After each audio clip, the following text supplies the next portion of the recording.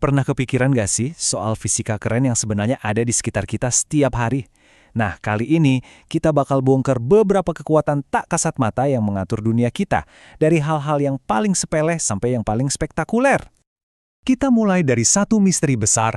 Lihat deh balon udara yang megah ini. Gimana ceritanya coba semburan api gitu aja bisa ngangkat keranjang yang isinya orang ke angkasa?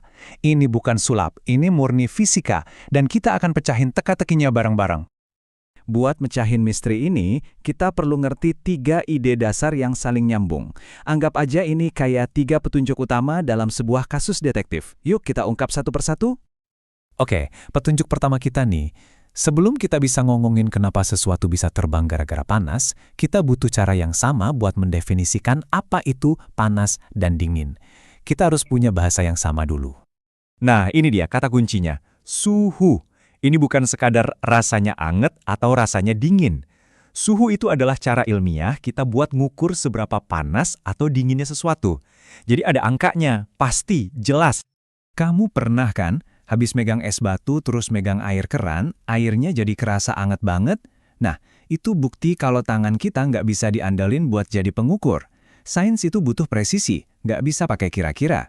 Makanya kita pakai termometer.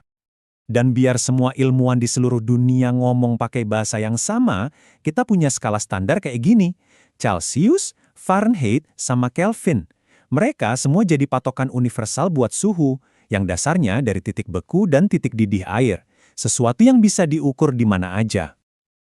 Oke, jadi kita udah punya cara buat ngukur panas. Tapi itu baru setengah dari cerita loh.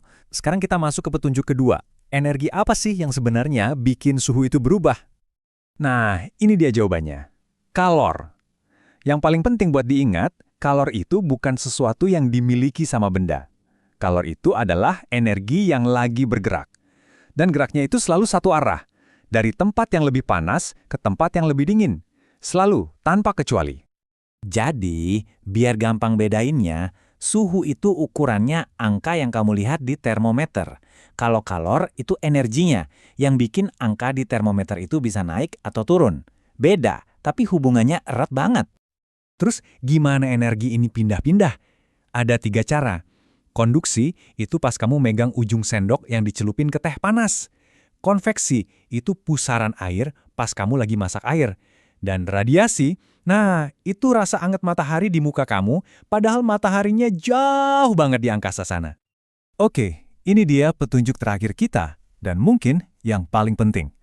Kita udah tahu cara ngukur panas, kita juga udah tahu apa itu energi panas. Sekarang pertanyaannya, apa yang terjadi ke sebuah benda secara fisik pas kita kasih energi kalor? Jawabannya, temuaian. Gampangnya pas benda dipanasin, ukurannya jadi lebih besar. Kenapa gitu? Karena molekul-molekul di dalamnya jadi pada heboh, getarannya makin kenceng, saling dorong-dorongan, jadi butuh tempat yang lebih lega.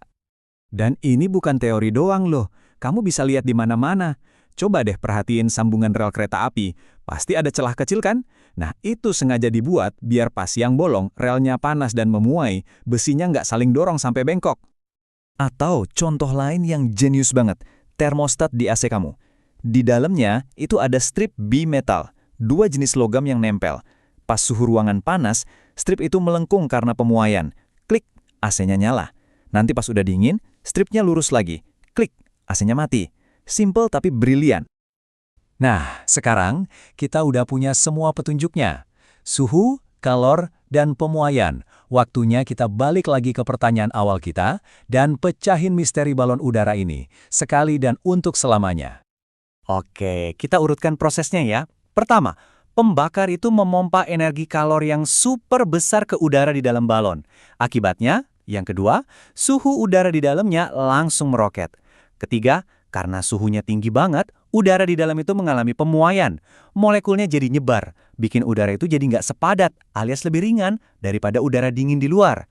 Dan terakhir, ini fisika dasar. Udara yang lebih ringan pasti naik. Pas dia naik, dia ngasih gaya angkat yang narik seluruh balon itu ke atas. Selesai, misteri terpecahkan. Jadi, ini bukan cuma soal balon udara aja.